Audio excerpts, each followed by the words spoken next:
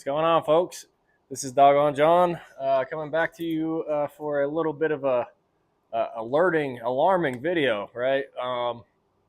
No, I had something happen recently that kind of sucked, but it had a silver lining, and actually things are good. But anyway, let's get into some of the details, the finer details here. So basically, I was hey, hold on one second. Got the Fresca out, grapefruit, so I can quench my thirst a little bit while I'm yapping. So anyway, I was cruising the old Facebook marketplace like usual, or not marketplace, but the groups for GECs and different slip joints, stuff like that. I'm always kind of hounding the pages and just kind of checking stuff out. And anyway, I put a feeler out because I've been after a certain knife, GEC 86 harness jack to be specific. And so I've been hunting this one for a couple weeks now, and I was like, man, I'm not having any luck, and I'm getting a little bit desperate at this point. So I put up an ad, and I was just like in search of 86s, and I put down the specific one I'm after. To add a little bit of a spoiler here, I did get the knife. However, I got it in a different manner. So anyway, back to where I was at. I almost forgot. If you're this far in, get yourself comfortable because it's story time with Ol Doggone John here. Take a seat, get yourself a nice drink or some popcorn or whatever, and we're just going to be chatting. And I'll be showing some cool stuff too also because I just have a lot to catch up on basically. Anyway, now getting back into the story again. So I put up a post, and I put it across like 4 different groups, I think. So I was just kind of waiting on something to. I was throwing my proverbial fishing pole line out there, waiting for something to bite. So I threw it in there. I'm waiting. Then I get a message on the Facebook Messenger deal, and it was a guy saying he's got one, and let's make a deal basically. So I shot him a bunch of photos of some stuff that I have for trade, sale, whatever. And he picked out Excalibur. Those of you who are familiar with Excalibur or are not, it's a case 6231 and a half from 1977. I traded my old buddy Bryson at Motown EDC. I traded him up for it for a 92, I believe it was, GEC. But anyway, so I had this one. I had old Excalibur in my collection, but I'm really into the GECs hardcore, and I was really after this 86. So fast forward a little bit, we make a deal. I'm very particular and pretty careful about how I go on online deals. I get people to do it's what's called a timestamp. So they'll take a photo of the knife or the item or whatever, and basically they write a note with like the date on it, their name or something. It basically shows proof. It's like when you take a newspaper with today's date on it, that kind of deal. So anyway, he showed me one of those, and I was pretty satisfied. I should have asked for vouchers though, because that's a thing on Facebook groups is we all vouch for each other if you've done deals and things like that. But I was in a rush. I really wanted the knife, and I was just not. I was going through all the red lights. There was red flags waving everywhere, but I didn't look for them. So anyway, I did the deal, and he's like, we're gonna trade up. I gave him some cash in the deal too, so I actually did get duped on some cash, which sucks. But anyway, I sent the knife out too. And then I realized, his tracking info he was sending me and stuff wasn't quite coming through. It was like just waiting. And then I kind of looked him up a little bit more on Facebook and did some digging and stuff. Found out that he'd been sketchy with some other people too. So anyway, I started panic mode. I'm like, gosh, oh man, I don't want to lose my case. I really love that knife. At the same time, it's not my top knife in my collection or anything, but I'd hate to have some scammer get his hands on it. You know what I mean? So anyway, I put in a intercept package deal on the USPS. And for anybody who has something like this going on or might have something going like this in the future, you can a lot of the time intercept packages before they go where they're going. So if you're doing a trade deal and you're kind of sketched out, you're just not sure, you can do that and kind of back out of stuff, which I realized, is a good tool. But anyway, so I had got it, got the intercept order, whatever you want to say, in. I'm waiting on it, waiting on it, waiting on it. A lot of the stuff from my area gets held up in Salt Lake City before it's shipped out the rest of the country, right? So I seen it was stuck there a little bit. Then I seen it move to Indiana for some reason, and then it made all the way to Pennsylvania, which was where the scammer's address was at, right? So, I'm getting a little bit panicked at this point. And I'm like, man, I'm going to lose this freaking knife. It seems like it, at least. And luckily today, I had seen that it had gotten intercepted in the same town where the guy was living, apparently. But not only that, but then I got another email this morning saying that it was going to go to the address anyway, and that they didn't get a chance to intercept it. So I'm just getting mixed signals here. I'm freaking out. Luckily, though, I call into the Latrobe post office, and I call them up, and I'm like, hey, do you have this package? Please, please, please find it, because I don't want this dirtbag getting the thing. I'd love to have it back and stuff. So anyway, the lady I talked to on the phone, man, she's saving grace. She found the dang thing. She talked to the postmaster. Postmaster knew all about it. And I was like, thank the good Lord. So it is on my way back to me. Excalibur is coming back to the kingdom of Doggone John. Coming back, and I'm really excited about that. I'm ready to get it back and stuff. I was gonna be pretty heated if some scumbag got my knife. So anyway, that's been the latest saga in the doggone life lately. Jumping the gun and being a dummy. But word of the wise, if you're doing stuff, make sure you got some friends who can vouch for them. Make sure you're in a steady group. If it doesn't feel right, don't do it. You know what I'm saying? Because I know a lot of people horse trade knives and gear and different things. And that's pretty much how I get around, more or less. So I just wanted to put this kind of out there to warn some people. Use your best judgment, stuff like that. And anyway, I got out of it. I came out of it. There was a loophole there somewhere. So that is one thing that's been going down lately for me. Secondly, I just been running around like a chicken with his head cut off, like usual. Where we work at, this place here, this is the lodge, and I can come in here, and I'm really good with the managers and things. And it's my workstation, so you can see here, there's my leather shop. You can see some of these. Oh, maybe I can get it. There's a Richter sticker and a Motown, and there's a Georgia Adventurer, and there's me. And then there's a Knife Brotherhood one in there too. But anyway, so I've been busy with just regular work lately, not so much the leather, just kind of doing the leather on the side and doing what feels right. I made up a holster or whatever, a sheath kind of deal for a Leatherman for a guy that we've been working with, and it turned out really good. Excuse me. I don't have any good photos of it or anything. I didn't post it on my page, but it was a cool little project. I haven't done anything like that in the leather yet. Done a lot of sheaths for big knives, and slips obviously is a pretty common one, and belts and a couple other things, but never something like that. It kind of challenged me a little bit, which was cool. But yeah, so then I made this up the other night, though, and this seems to be a pretty good hit here. So this lighting is rough, man, super rough. But this is the stump slip that I made up. So as you can see, it's got the wood grain going on there. There you can kind of see it. So I did this with a couple of tools, basically. I did it with a swivel knife and a few different stamps that I got from Old Tandy Leather. And the idea is it's going to look like a stump. So I cut the top a little bit oblong, a little bit weird on purpose to give it like kind of a natural flavor. And it's got the OD green stitching on there. Man, this is terrible. I'm really sorry about the lighting on this. It's bad. But if you go on my Instagram page or check out my shorts, I actually did a short on it and some good lighting and stuff. But I'm just beyond pleased with this. This is some of my first like nice tooling I've done. I've done this kind of pattern with a custom semi recently. On Instagram, a guy had asked me to do kind of a one-off deal, and so I did it with black Butero leather. This is walnut. So this is actually leftover material from my, yeah, they can kind of see it better with the light. There it is.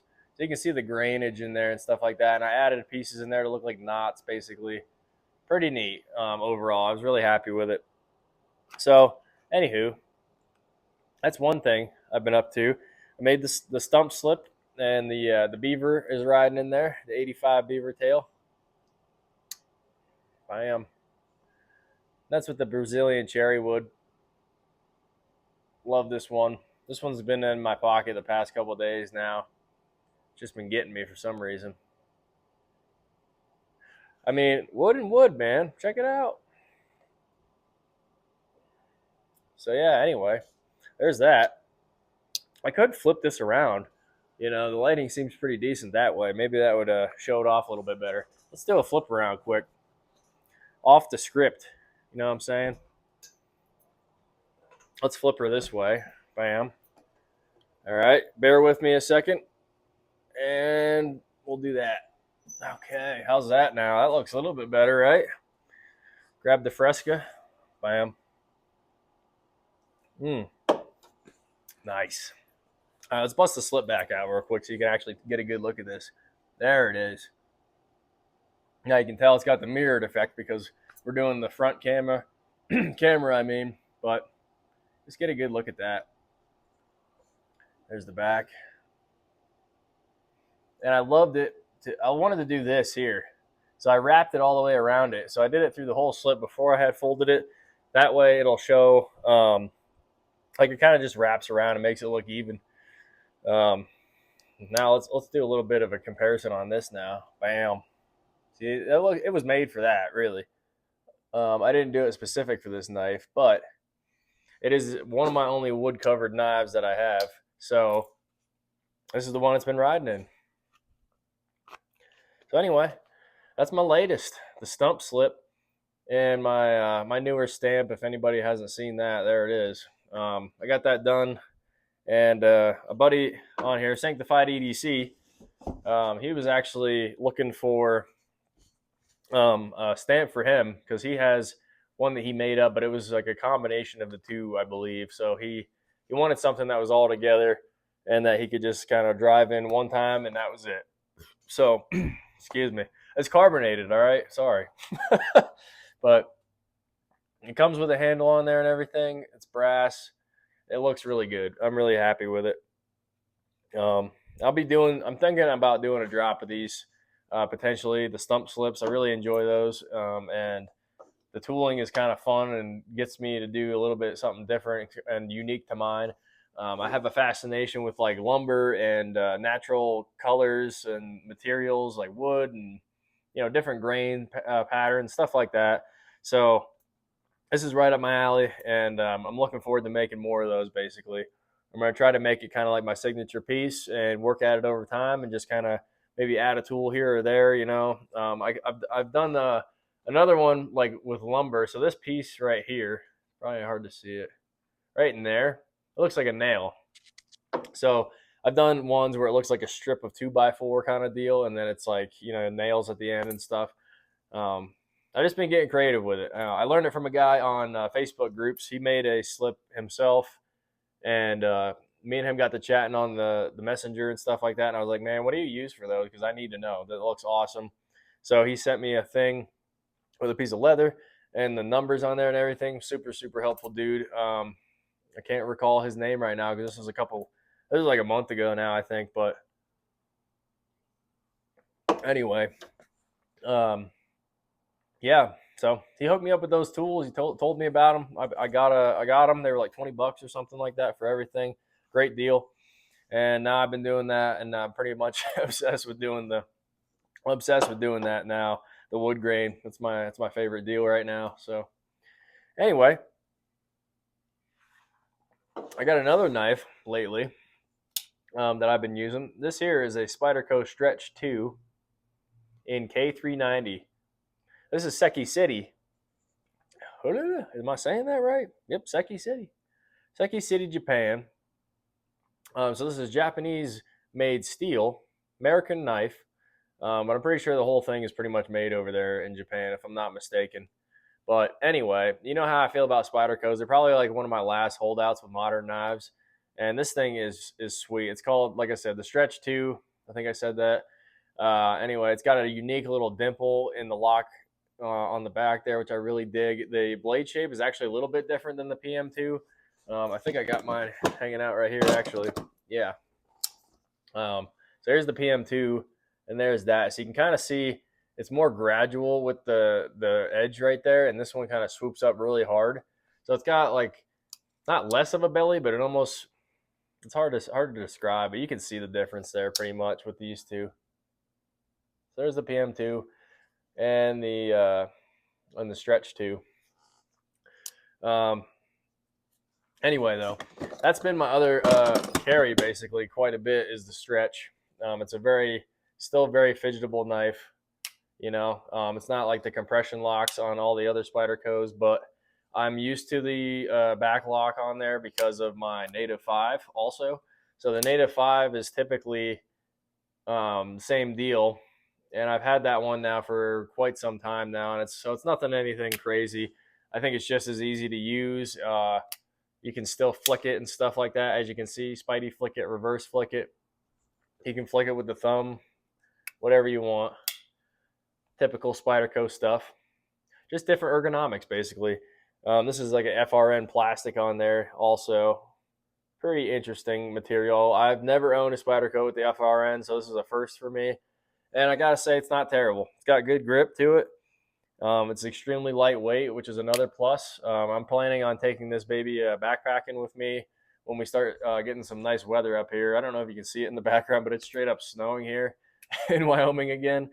The rainy season here is kind of like the extra snow season, because everywhere else where it's April showers, it's cold enough here that we're getting April snow. So anyway, so I'm going to be taking this baby with me backpacking, potentially. I actually might be trading it up for a Delica. There's a guy with a Delica, same steel. This is my first experience with K390. Erica from Erica's EDC put me onto this knife. There was a guy selling it on Instagram, and she's like, "You got to grab that. That is a great deal." So I talked to the dude, and we got the deal done, basically.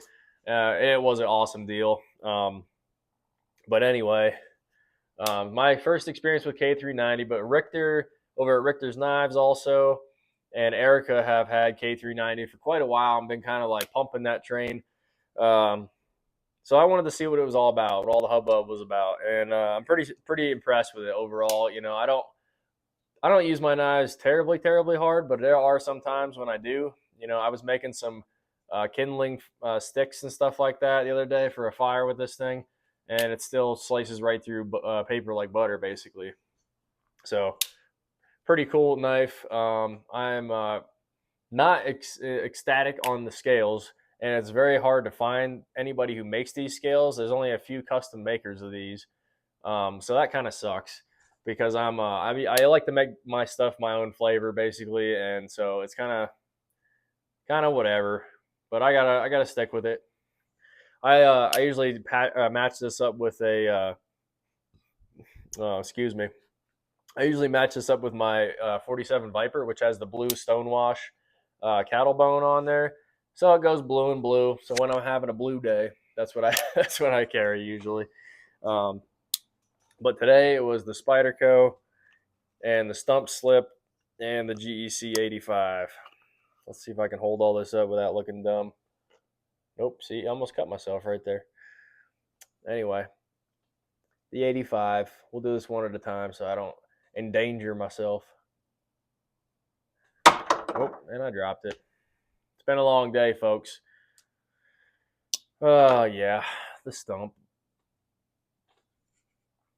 and the Spyderco. So that's kind of the mashup today, the mix-up.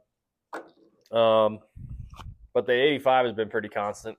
If I would use the 85 for other things besides food, I'd probably, kind of use that one more and just kind of carry that one. But, I like to have a modern knife or something I can hard use a little bit. So that's what the Spyderco is for, or my Benchmades, or, something like that.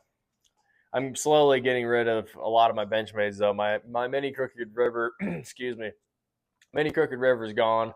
I sold that a little while ago, And the knife that I have coming in is kind of like its replacement, more or less. A traditional knife, though. And so, yeah, anyway. I lost my train of thought. There was something I was going to talk about. Now I can't think of it. Maybe it'll come back to me. I don't know. Anyway, I appreciate y'all hanging out. This is a 20-minute video, so I just kind of been giving you a little bit of updates. Yeah, I've been working with my. Oh, this is what it was. I remember now. Just give me a second. I'll remember. No, anyway, so we've been here at work redoing a lot of this side area where we have kind of like the refuge dumpster whatever area, and it was really just unsightly. It used old wood with just dirty brown paint, just looked ugly, right? So my manager found some 100-year-old barnwood cedar barnwood, I should say, or house wood, whatever. It's old cedar though, and it is just gorgeous. I don't have a piece of it with me right now. Yeah, I don't have a piece, but I snagged a couple of these scraps, and so I'm going to be doing the straps with 100-year-old cedar wood. So I just need to sand it up and kind of like get it ready and things, and then I'm gonna slap down some really heavy leather on there and make a couple of those because that's just, I think, a really unique piece. So that's what we've been working with though on the side of the building and stuff, and it's been really cool. You know, I'm doing things old school. We got a hammer and nail. You know, we're just cutting the pieces out as we need to and laying it all together. We did some really classic barn style doors on it and stuff, so it's pretty cool. Anyway, I think this is a long enough video. I'm going to sign out. So please, if you like the video, please like it down below for me. Comment down below. Let me know what you've been up to or something I mentioned in this video. Talk to me about it. I love to chat with y'all when I get a second. Share it with your friends. If they're a fan of my channel and they're also, you know, wondering what I've been up to, here it is. And anyway, yeah. As always, please subscribe if you enjoy this as well. It only helps the channel grow and get our message out and show off some of the stuff from the Knife Brotherhood as well. So anyway, I'm going to shut her on down. Thanks for hanging out with me for this kind of half-hour session or whatever. I will try to get some more videos uploaded and show off some cool stuff when I get it in. So anyway, thanks again. This is Doggone John signing out. I'll see y'all next time.